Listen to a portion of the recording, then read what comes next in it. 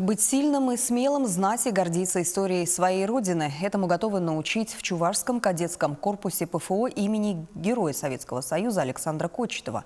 Перед началом вступительной кампании, старт которой намечен на 1 июня, в учебном заведении прошел День открытых дверей.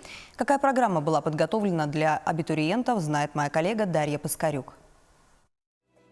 Духовой оркестр и вальсирующие пары. Ребята, что пришли на День открытых дверей, не сразу зашли в корпус. Выверенные движения юношей в парадной форме и девушек в воздушных платьях явно произвели впечатление на абитуриентов.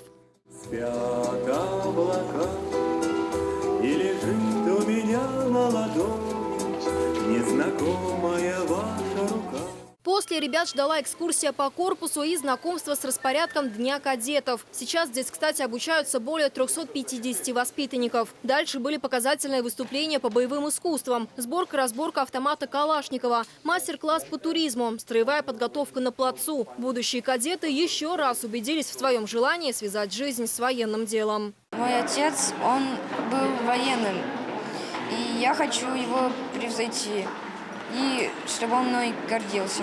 В Чувашский кадетский корпус хотят поступить не только ребята из Чувашии, но и Мариэл, Татарстана, Нижегородской и Ивановской областей. И даже из далекого от нас региона – Ханты-Мансийского автономного округа. Чтобы влиться в ряды кадет, мальчишкам нужно сдать вступительные испытания, экзамен по физической подготовке, пройти психологическое тестирование и собеседование. В этом году у нас изменились правила приема поступления в Чувашский кадетский корпус.